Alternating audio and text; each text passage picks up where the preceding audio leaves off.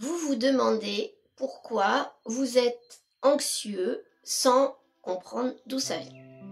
Vous avez du mal à gérer vos émotions, à prendre du recul sur certaines situations. Et si ça venait de votre enfance? Bonjour, je suis Véronique Gaillard, hypnothérapeute en HCC, c'est-à-dire hypnose cognitivo-comportementale, de l'hypnose basée sur les TCT, et je suis spécialiste des troubles anxieux. Je vais donc vous parler aujourd'hui du lien entre la manière dont vous avez appris à gérer vos émotions pendant l'enfance et votre anxiété aujourd'hui en tant qu'adulte. Il ne s'agit pas de culpabiliser les parents, surtout pour des choses qui n'étaient pas connues et suffisamment expliquées à l'époque, mais il s'agit de comprendre aujourd'hui ce qui se passe et comment vous pouvez justement le soigner. Vous verrez ça en fin de vidéo. Dans l'enfance, on dépend beaucoup, énormément, évidemment, des adultes qui nous entourent, de la manière dont ils gèrent leurs émotions eux-mêmes, du modèle qu'ils représentent et aussi de ce qu'ils nous disent. Et souvent, on reçoit, suivant l'environnement dans lequel on grandit, on reçoit des petites phrases anodines, qui semblent anodines et qui pour l'adulte ne sont pas graves justement, mais qui peuvent beaucoup impacter. Des phrases du genre « arrête de pleurer »,« tais-toi »,« sois fort »,« oh ça c'est pas grave, oublie, mais c'est pas grave ça, allez c'est rien ». Et puis on balaye l'émotion qui a été ressentie. Seulement le souci c'est que l'enfant qui est en face, lui ressent une émotion très très forte parce que c'est un enfant. En tant qu'adulte, on a tendance à minimiser parce que nous, en tant qu'adultes, on n'a pas peur de l'événement en question par exemple. Mais l'enfant, lui, pour lui, c'est important. Et donc, en disant toutes ces petites phrases anodines, eh bien, on refoule l'émotion de l'enfant. On lui indique qu'il ne doit pas exprimer quoi que ce soit. Et puis, il y a beaucoup de non-dits qui s'accumulent. Il y a aussi toutes les fois où on pense que l'enfant n'a rien entendu, rien vu, et qu'en fait, si. Parce que les enfants sont des éponges, ce qu'on apprend de plus en plus aujourd'hui. Des éponges émotionnelles. Il y a aussi toutes les fois où on ment aux enfants en croyant les protéger, et en fait, pas du tout. Tous ces non-dits, toutes ces choses qui font que l'émotion de l'enfant serait en trop. Et donc on apprend à l'enfant que ses émotions ne sont pas valides. Et qu'est-ce qui se passe ensuite à l'âge adulte? Eh bien l'enfant va avoir extrêmement de mal à poser des limites aux autres et à lui-même, puisque les émotions ne sont pas valides. L'enfant va avoir tendance à vouloir, l'adulte, va avoir tendance à vouloir tout contrôler pour ne pas ressentir une émotion, pour ne pas revivre tout ce qui a été refoulé auparavant, parce que c'est intégré comme quelque chose d'interdit ou de mauvais. Et puis, évidemment, il va y avoir une anxiété chronique, parce que quand on laisse de côté toutes les émotions ou qu'on veut les mettre sous le tapis, on devient anxieux. Et donc, on est anxieux avec des incertitudes en face de soi, on est anxieux avec des conflits, on est anxieux, etc., etc. On peut même aller jusqu'à douter de ses propres ressentis et se dire pourquoi est-ce que je suis toujours stressée alors qu'il n'y a rien de grave. Alors là, la réponse, c'est simplement parce que le cerveau a appris à fonctionner comme ça depuis l'enfance. Et en fait, même si de manière rationnelle, il n'y a rien de grave aujourd'hui, l'émotion qui a été vécue pendant l'enfance n'a pas été comprise et du coup, le cerveau continue à avoir peur et à être dans l'anxiété. Alors, pour vous expliquer ça très simplement, comment ça s'installe? Eh bien, on va prendre l'exemple d'une phobie, parce que c'est l'exemple parfait. N'importe quelle phobie, donc on peut prendre les araignées, parce qu'il y a des gens phobiques aux araignées. Ça n'est pas si fréquent que ça, mais il y en a. Donc cette phobie-là, elle s'installe dans l'enfance, ou dans un événement, en tout cas, assez rarement après l'enfance. Donc, elle va s'installer parce qu'un jour, l'enfant a eu peur d'une araignée, ou a vu un adulte avoir très peur d'une araignée, un adulte qui lui aussi était peut-être phobique. Donc l'enfant a entendu un hurlement où il y a eu très peur suite à une araignée. Parfois c'est juste un réflexe de l'adulte de crier parce qu'il voit une araignée alors qu'en fait après il ne va pas être phobique. Mais l'enfant lui, ce qu'il entend c'est le cri. Ce qu'il voit c'est quelque chose qui a fait peur aux adultes ou qui lui a fait peur à lui à ce moment-là. Et dans cet événement, ça ne lui est pas expliqué, pas rassuré et très vraisemblablement bien souvent, on va lui dire mais c'est rien et puis on passe à autre chose.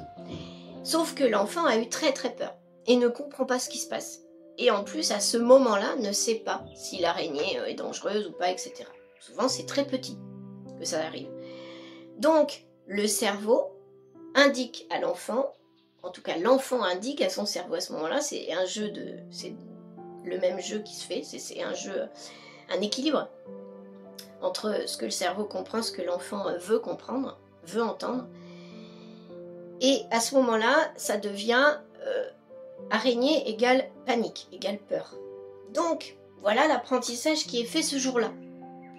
Et du coup, même si après, en grandissant, non, vous ne saurez même pas dire à quel moment exactement vous avez appris qu'une araignée commune de nos maisons n'est pas dangereuse. Personne ne saura me dire aujourd'hui, là je l'ai appris à tel âge, tel moment. Voilà. Vous l'avez appris. Donc même si rationnellement vous l'avez appris, le cerveau lui continue, parce que c'est toujours l'émotion qui est le plus fort, hein, la plus forte, le cerveau continue à faire stimulus-réponse panique. Et donc, de manière consciente et rationnelle, vous savez que ça n'est pas dangereux, mais vous continuez à paniquer, d'où votre incompréhension. Mais votre cerveau continue à se comporter comme il l'a fait tout petit, parce que c'est ce jour-là que ça aurait dû être expliqué, rationalisé, pour que le cerveau n'intègre pas araignée, panique. Eh bien, c'est exactement ce qui se passe avec toutes les autres formes d'anxiété, même quand ça n'est pas phobique. Toutes les peurs que vous avez viennent du fait que vous n'avez pas appris à gérer vos émotions d'une autre manière en étant enfant, avec une rassurance, une rationalisation, une explication au moment où vous avez eu des peurs, des stress, etc. Et puis de manière générale, pas appris à ne pas anticiper dans la peur, par exemple, être déjà en train de vous dire que ça va mal se passer quand vous avez un rendez-vous, vous n'avez pas appris à le faire, vous n'avez pas appris à gérer la colère, très souvent, beaucoup de personnes ont du mal avec la colère, hein, s'emportent très fortement, parce qu'ils n'ont pas appris comment la gérer, vous n'avez pas appris à gérer les peurs, etc. Et donc ça continue à l'âge adulte, et vous devenez très anxieux. Alors la bonne nouvelle, c'est que tout ça maintenant, on peut l'apprendre. Si vous avez des soucis à gérer vos émotions, que ça soit la colère, la peur ou quoi que ce soit, vous pouvez apprendre à reconnaître, valider vos émotions et exprimer ce que vous ressentez et travailler dessus. Ce que vous ressentez est légitime. Donc quand vous ressentez quelque chose, même si vous avez appris le contraire, vous devez pouvoir revenir dessus. Et non pas, comme beaucoup de gens le font, dire « Oh là là, je passe à autre chose, je vais faire autre chose ».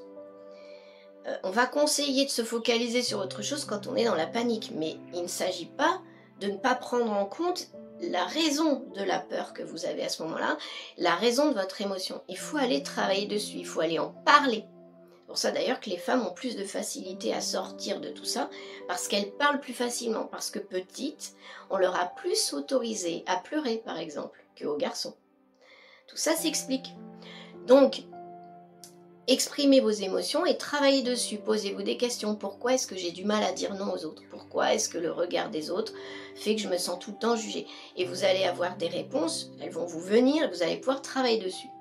Si vous voulez travailler sur vos pensées, justement, pour sortir de tout ça, faire ce qu'on appelle un recadrage cognitif, eh bien, il y a sur mon site le programme interactif contre l'anxiété qui permet de faire tout ça de manière guidée au quotidien pendant presque 90 jours et après ça deviendra automatique pour vous. Même avant, hein, mais il y a 90 jours pour le faire où vous avez des quiz, tout un tas de questionnements et de travaux à faire spécifiques pour ça, avec aussi 15 techniques pour apprendre à gérer vos émotions, justement à retrouver votre calme quand vous êtes très anxieux. Donc ça, c'est le travail que vous pouvez faire pour vous. Et puis effectivement, si vous avez des peurs, là je parle de peurs vraiment très impactantes, des phobies, une anxiété forte, des angoisses, et bien là on peut travailler dessus en hypnose cognitivo-comportementale pour aller, comme je viens de vous expliquer sur la phobie, pour aller retrouver les événements qui se sont passés plus jeunes. Vous allez vous en souvenir au fur et à mesure, si ça n'est pas tout de suite, ça va venir. Et puis on va pouvoir aller travailler dessus justement pour aller expliquer à votre cerveau ce qu'il aurait dû entendre et comprendre à l'époque où la phobie s'est engrammée, ou l'angoisse, ou la peur, ou l'anxiété, etc. Donc ça, sous hypnose basée sur les TCC, ça se fait extrêmement bien. Donc je vous conseille tout cela si vous n'arrivez pas à travailler tout seul dessus. Et je vous dis donc à très bientôt pour une nouvelle vidéo.